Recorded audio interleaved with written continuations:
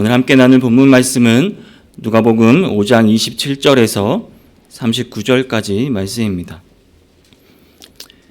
읽는 것은 32절까지만 읽도록 하겠습니다. 제가 읽겠습니다. 눈으로 잘 따라와 주시기 바랍니다. 그 후에 예수께서 나가사 레위라 하는 세리가 세간에 앉아 있는 것을 보시고 나를 따르라 하시니 그가 모든 것을 버리고 일어나 따르리라. 레위가 예수를 위하여 자기 집에서 큰 잔치를 하니 세리와 다른 사람이 많이 함께 앉아 있는지라. 바리새인과 그들의 서기관들이 그 제자들을 비방하여 이르되 너희가 어찌하여 세리와 죄인과 함께 먹고 마시느냐. 예수께서 대답하여 이르시되 건강한 자에게는 의사가 쓸데없고 병든 자에게라야 쓸데있나니 내가 의인을 부르러 온 것이 아니요 죄인을 불러 회개시키러 왔노라. 아멘. 오늘은 예수님이 오신 목적이라는 제목으로 함께 말씀을 나눠보기 원합니다. 복음서는 우리가 많이 읽는 본문 중 하나입니다. 오늘 함께 나눌 본문도 아마 한 번쯤은 들어보셨을 거라 생각합니다. 그런데도 하나님의 말씀은 살아있고 우리가 처한 상황에 따라 새로운 말씀으로 우리 마음을 만져주십니다. 마음을 활짝 열고 함께 하시기를 바랍니다. 오늘 본문 시작은 그 후에 라고 시작합니다.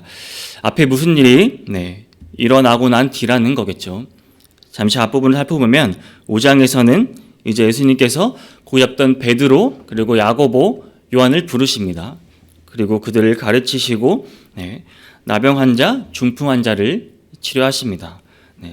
이 패턴은 어느 정도 반복해서 계속 나옵니다. 오늘 본문에서도 내일은 이제 마태이죠. 마태를 부르십니다. 그리고 그 뒤에 또 이제 손 마른 사람을 고쳐주십니다. 그러니까 예수님께서는 사람을 부르시고 찾아가시고 가르치시고 또 기적을 보여주시고 은혜를 베풀어 주십니다. 이러한 패턴 속에서 예수님은 우리에게 무엇을 알려주려고 하시는 것일까요? 오늘 본문에서 한 가지는 확실하게 알려주고 있습니다. 예수님의 목적은 죄인들, 그러니까 우리가 회개하여 돌아옴에 있음을 알 수 있습니다. 32절을 보겠습니다. 32절을 보시면 내가 의인을 부르러 온 것이 아니요 죄인을 불러 회개시키러 왔노라라고 말씀하십니다. 그러니까 죄인들을 불러 회개시키러 왔노라라고 하십니다. 27절 예수님께서 직접 나가십니다. 그리고 세간에 있는 레위를 보십니다. 그리고 하시는 말씀이 나를 따르라 라고 하십니다. 근데 그 다음 절을 보시면 레위가 모든 것을 버리고 바로 예수님을 따라가는 것을 볼 수 있습니다. 그리고 예수님을 자기 집에 초대합니다. 그리고 큰 잔치를 베풀고요. 세리뿐 아니라 다른 사람들도 함께 같이 앉아 있다고 합니다. 그런데 가만 생각해보면 이게 말이 된다고 생각하시나요? 여러분이라면 갑자기 누군가 낯선 사람이 다가와서 나를 따라오시야 한다면 여러분은 따라가시겠습니까? 사실 따라가면 안 되죠. 그렇죠. 이것은 저희 어린이집에 다니는 저희 아이들도 알고 있습니다. 저희 아이들에게 야, 손소담아 낯선 사람이 같이 가자 하면 어떻게 해야 돼? 물어보면은 하지 마세요. 안 돼요. 저리 가세요. 살려주세요. 막 하면서 소리를 지르라고 이렇게 배웁니다. 이게 맞는 거죠. 이게 정상입니다.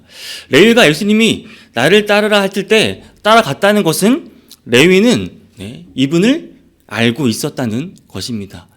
간절히 기다리던 그 사람이었다는 것입니다. 그러기에 그 말을 듣고 모든 걸 버리고 따라갈 수 있었다는 것입니다. 간절히 기다리던 그 사람이 바로 예수님이었습니다.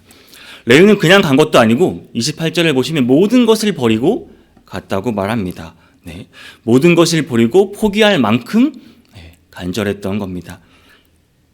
세리라는 직업은 당시 로마 정부 아래에서 그 세관, 그러니까 그 세금을 걷는 일을 했던 사람들입니다.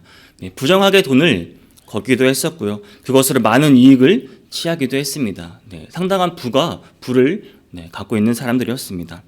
물론 그러기에 주변 사람들에 대한 시선은 좋지 못했을 것입니다. 하지만 그 직업은 쉽게 버리지 못할 직업이었습니다. 본문에 자세히 나오지는 않지만 레위는 아마 자신이 하고 있는 일에 대해 죄책감이 들었던 것 같습니다. 뭔가 자신이 하고 있는 일이 부끄럽고 만회하고 싶고 뭔가 꺼리낌이 있다는 것을 스스로 알고 자기의 죄에 대해서 아마 회개할 기회를 찾고 있었던 것 같습니다. 그래서 예수님을 만났을 때 예수님이 물어본 그 순간 나를 따르라 했을 때 진정으로 회개하고 예수님을 따라갈 수 있었습니다. 모든 것을 버리고 갈 만큼, 뒤도 돌아보지 않고 갈 만큼 그는 진정한 참 회개를 했습니다. 그 기쁨이 너무나 컸습니다. 그래서 그 기쁨으로 이제 예수님을 집에 모시고 와서 큰 잔치를 베풉니다. 세리와 다른 사람들도 함께 있다고 하고 있습니다. 그런데 이 광경을 지켜보던 사람들이 있었습니다. 바로 복음서에 많이 등장하는 바리새인들과 서기관들이 이를 보고 있었습니다. 오늘도 어김없이 등장합니다. 이들은 예수님의 행동에 대한 트집을 잡으려고 온갖 것을 예수님의 행동을 주시하고 있던 사람들입니다. 이런 사람들이 예수님과 세리와 다른 사람들이 함께 앉아있는 것을 봅니다. 당시 세리는 죄인들과 같은 취급을 받고 있던 사람들이었습니다. 어찌됐건 예수님이 이들과 함께 있는 것 자체도 이들이 보기에는 분명한 트집거리였습니다. 근데 이들과 함께 식사한다는 것은 바리새인들이 보기에는 이것은 상상조차 할 수 없는 일입니다. 부정한 행동이죠.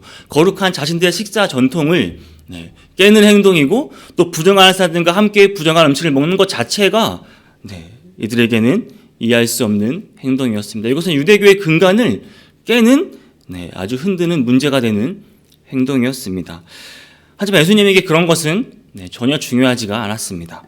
다들 멀리하고 찾지 않고 부정하게 여기는 그 사람들에게 직접 찾아가시고 그들을 불러주시는 분이 바로 예수님이십니다. 오늘 본문에서도 세리를 직접 예수님께서 보시고 그를 찾아가셔서 불러주셨습니다. 나를 따르라 말하신 분이 바로 예수님이십니다. 왜 그랬을까요? 예수님의 목적은 죄인들이 회개하여서 돌아오기를 원하시는 그 마음에 있습니다. 이것이 예수님이 오신 목적입니다. 사랑하는 여러분, 여러분의 관심은 어디에 있으신가요? 혹시 나보다 더 잘난 사람이나 무언가 내가 얻을 수 있는 사람들에게 있진 않으신가요? 주변을 돌아보시면 우리의 관심과 우리의 필요가 있는 사람이 너무나 많이 있습니다. 남들은 다가가지 않는 사람들, 이 당시에 부정하다고 생각하는 그런 사람들이 간절히 누군가의 목소리 하나를, 간절히 누군가의 손길 하나를 지금도 기다리고 있다는 사실을 잊지 마시기 바랍니다. 너무나 그들은 복음이 필요한 사람들입니다. 우리의 관심을 거기에 쏟으시기 바랍니다. 그들이 회개하는데 우리의 목적이 있길 바랍니다. 그들에게 나를 따르라 이렇게 말할 수 있는 담대함과 그 전에 내가 먼저 하나님 앞에 정말 참 회개하는 그런 자의 모습이 될 수 있기를 주님의 이름으로 축복합니다. 예수님이 오신 목적은 죄인들을 회개시키는 데 있습니다. 또한 예수님은 지금 우리가 이 하나님 나라 잔치에 참여하고 즐기시기를 원하십니다. 하지만 바리새인들과 서기관들은 안타깝게도 예수님의 말씀을 이해하지 못했습니다. 심지어 왜 지금 이 시기에 금식을 하지 않냐고 오히려 되묻습니다. 당시 바리새인들은 민족을 위해 월요일과 목요일에 계속 금식을 하고 있었습니다. 그리고 또한 이제 여기 나오는 침례 요한 제자들은 그런 침례 요한의 금욕적인 습관에 따라 종종 금식을 했습니다. 그러니까 이들에게 금식은 자신들의 믿음과 신앙을 보여주는 것이었습니다. 이것은 자신들을 높이는 것이었고요. 다른 사람들에게 자신을 드러낼 수 있는 아주 좋은 수단이었습니다.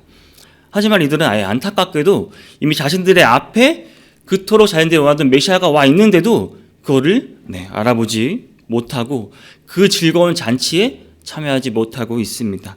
이미 하나님의 나라가 임했음에도 불구하고 그들은 전혀 알지 못하고 있습니다. 우리는 이 하나님 나라의 잔치를 즐겨야 합니다. 아직도 하나님의 나라를 위해 민족을 위해 금식하고 기도하고 있는 것은 아무 의미가 없습니다. 오히려 하나님과 함께하면 먹고 마시고 오히려 더 즐기고 기쁨을 맞이할 수 있습니다. 사랑하는 여러분, 이 어려운 코로나 시기에도 우리가 웃을 수 있고 마음의 행복이 있고 평안함이 있는 것은 우리가 하나님과 함께하고 있기 때문입니다. 하나님이 함께 하시면 그것이 우리에게는 잔치가 되는 것입니다. 그러나 어떤 사람들은 우리를 보고 이런 말을 합니다. 참 개인적이라고 합니다. 그렇죠? 참 이기적이라고 말합니다. 자기밖에 모르는 이기적인 집단이라고 말하고 있습니다. 예배를 드리는 것은 안 되고 자신들이 먹고 즐기고 노는 것은 다 됩니다. 같은 일을 해도 기독교인이 하면 이상하게 보고 또 다른 일을 하면은 더 이상하게 보는 세상이 그런 세상입니다. 오히려 믿는 사람들의 세상에서 죄인이 되는 세상에 우리는 살고 있습니다. 그들은 아직 기쁜 하나님의 잔치를 경험하지 못했기 때문입니다. 아직도 자신들이 생각하는 것이 맞다 생각하고 자신이 생각하는 그 행동이 맞다고 생각하고 있습니다.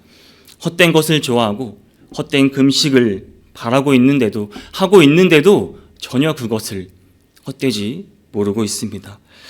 바리새인들과 서기관들이 아무리 예수님을 옳은 말을 한다 해도 그들이 변하나요? 아무리 예수님을 기적을 보여주고 가르쳐도 그들이 듣나요? 전혀 듣고 전혀 변하지 않습니다. 미동도 하지 않습니다. 오히려 더 예수님을 끌어내리려 하고 트집을 잡으려 하고 온갖 안간힘을 쓰고 있습니다. 지금 시대가 그렇습니다. 교회가 뭐 하나 꼬투리만 잡히면 그냥 무너뜨리려고 합니다. 교회가 문을 닫게 만들어 버리는 시대가 지금 시대입니다. 만약 여러분이 지금까지 예수님을 믿지 않았다면 한번 생각해 보시기 바랍니다. 믿을 수 있을까요? 너무나 믿기 힘든 세상 아닙니까? 하나님의 잔치에 참여할 수 있다는 이 사실만으로도 우리는 지금 너무나 기쁘고 너무나 감사하고 그 은혜에 정말 감사할 줄 알아야 합니다. 이 잔치를 우리는 즐길 줄 알아야 합니다. 예수님도 우리가 지금 하나님 나라 잔치를 즐기기를 원하십니다. 아직 우리는 금식할 때가 아닙니다. 우리를 잔치에 불러주신 그 이유 하나만으로도 그 은혜만으로도 우리는 충분히 이 세상을 기쁘게 살아가야 할 이유가 되는 겁니다. 혹시 이 말씀을 듣는 성도님 중에 아직 예수님을 모르시는 분이 있다면 하나님의 잔치에 함께 참여했으면 좋겠습니다. 이 기쁨의 잔치에 함께 참여했으면 좋겠습니다.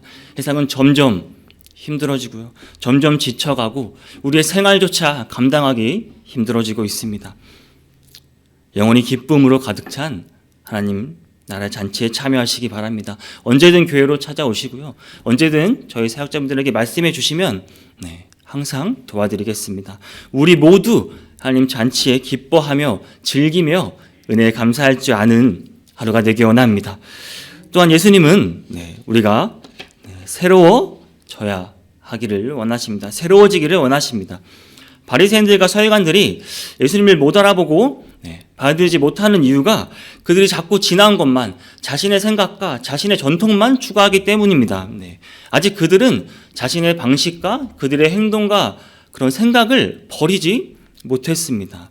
예수님께서 그래서 친히 이들이 듣기 쉽게 비유로 말씀해 주십니다. 새 옷과 낡은 옷이 있습니다. 우리가 옷이 낡았다고 해서 새 옷을 찢어서 낡은 옷에 붙이면 어떻게 되죠? 그냥 새 옷은 찢어져 버리게 됩니다. 그렇다고 새 옷을 헌옷에 붙다고 해서 그 헌옷이 새 옷이 되나요? 그냥 헌옷이 되는 겁니다. 그렇죠? 그리고 또한 같은 비유로 포도주 비유를 말씀하시는데 새 포도주를 당연히 새 포도 가죽 부대에 넣어야 되죠. 근데 새 포도주를 헌 가죽 부대에 넣게 되면은 발효가 심해서 헌 가죽 부대가 그냥 찢어지고 맙니다. 이것은 새 포도주도 버리게 되고 그 가죽 부대도 버리게 됩니다. 둘 다 못 쓰게 되어 버립니다. 왜 이 말씀을 하실까요? 그러니까 새로운 것으로 받아들여야 한다는 것입니다. 새 것과 옛 것이 함께 할 수 없다고 말하는 것입니다. 헌 것을 버리고 이제 우리는 새 것을 기꺼이 받아들여야 합니다. 어제 오전 예배 말씀을 전하신 김남주 목사님께서 잠깐 말씀하셨지요. 에베소서 4장 22절에서 24절을 보면 너희는 유혹의 욕심을 따라 썩어져가는 구습을 따르는 옛 사람을 벗어버리고 오직 너희의 심령을 새롭게 되어 하나님을 따라 의와 진리의 거룩함으로 지으심을 받은 새 사람을 입으라 라고 말합니다. 하지만 바리새인들과 서기관들은 이 새 것을 원하지 않습니다. 39절을 보면 묵은 포도주를 마시고 새 것을 원하는 자가 없나니 이는 묵은 것이 좋다 함이니라 라고 말합니다. 지난 것만 계속 이들은 추구하고 있습니다. 아직도 예전 방식을 추구하고 있습니다. 이미 새로운 시대가 본인 앞에 열렸는데도 이 열린 새로운 시대를 전혀 모르고 있습니다. 친히 예수님께서 우리 모두를 위해서 이 세상에 오셨습니다. 바리새인들을 위한 바리새인만의 특권이 있는 것이 아니라 심지어 유대인들만 위한 그 특권이 있는 것이 아니라 모두를 위한 죄인들에게도 부정한 사람에게도 당시 무시받고 버림받은 그런 사람들에게도 예수님이 기꺼이 오셨습니다. 그 하나님의 은혜가 모두에게 있다는 것입니다. 하나님의 잔치가 베풀어졌습니다. 그런데 아직도 그것을 받아들이지 못하고 있는 사람들이 있다는 것입니다. 여러분은 어떠신가요? 새로워지고 있으신가요? 사람은 쉽게 변하지 않습니다. 그렇죠? 아니, 절대 변하지 않을 수도 있습니다. 자신이 가지고 있던 습관과 자신의 행동, 자신의 말투가 바꾸는 것은 정말 참 쉽지가 않습니다. 이것은 나이가 들수록 내 경험이 많아질수록 더 그러한 나의 습관과 행동들을 바꾸기 힘듭니다. 맞나요? 저만 해도 이런 생각이 듭니다. 저도 이제 나름 사회생활도 하고 직장생활도 하고 나름 큰 회사도 가봤고 또 마지막에는 벤처도 해봤어요. 그러니까 그런 경험들이 쌓이다 보니까 저만 해도 이게 보여요. 일을 하다 보면은 저러면 안 되는데 이거 말을 해줘야 되나? 이런 것들이 막 보입니다. 근데 여러분들은, 성도님들은 저보다 더 많은 경험을 하고 많은 것이 쌓였을 텐데 당연히 더 그런 생각이 들지 않겠습니까? 내가 가지고 있는 경험들, 내 눈에 거슬리는 게 있고 내가 바꾸고 싶은 게 있고 내가 맞는 경험들이 자꾸 나를 바꾸지 못하게 하고 있습니다. 그렇죠? 그런데 바꾸셔야 합니다. 시대가 엄청나게 급변했습니다. 지금 우리가 들고 있는 이 스마트폰 요즘 다 들고 계시죠? 거의 없는 사람이 없을 겁니다. 처음 나올 때 우리는 어떻게 했나요? 당연히 배워야겠죠. 그래서 정말 간절히 막 배웁니다. 모르면은 아들, 딸에게 물어보기도 하고, 손주한테 물어봐서 배웁니다. 또 뒀다가 또 모르니까 또 다시 또 한번 해보고 또 해보고 너무 신기하거든요. 재미있거든요. 이걸 배우면 우리 생활에 도움이 되거든요. 그렇죠. 너무나 많은 정보와 너무나 많은 것을 이제 스마트폰 없이는 할 수 없습니다. 우리는 당연히 배워야 하고 익숙해져야 합니다. 난 새 것이 싫어하고 핸드폰으로 문자, 카톡을 하고 지금도 혹시 편지로 문자를 주고받거나 서신을 주고받을 수는 거의 없을 거라고 봅니다. 그렇죠? 사랑하는 여러분, 이미 새로운 가치관과 새로운 삶의 방식이 우리에게 왔습니다. 하나님은 늘 새로운 감동으로 우리를 만나주시기 원하시고요. 늘 새로운 마음으로 우리와 함께하기를 원하십니다. 하지만 우리는 나의 지난 생각과 우리의 지난 그런 과거의 나의 가치관, 나의 관념 속에서, 나의 신념에서 변화하는 걸 두려워하고 있습니다. 우리는 새로워져야 합니다. 알지만 이게 참 쉽지가 않습니다. 그렇죠? 저희 아버지는 천주교 신자였습니다. 매우 성실하게, 독실하다고 해야 되나요? 그런 아버지가 돌아가시기 얼마 전까지만 해도 그 고집과 그게 자부심이 정말 굉장하셨습니다. 어머니가 아무리 복음을 전해도 전혀 들은 채도 하지 않으셨습니다. 오히려 더 화를 내시고 막 분노하시고 전혀 말을 하지 말라고 더 오히려 하셨죠. 그래서 아버지가 건강이 약해지시고 힘이 약해지시고 점점 마지막 순간으로 가자 이제 새로운 것을 받아들이기 시작하십니다. 복음에 반응을 하셨습니다. 점점 자신이 지난 것을 내려놓으시고 자신의 생각과 자신의 그런 가지고 있는 가치관들을 내려놓으십니다.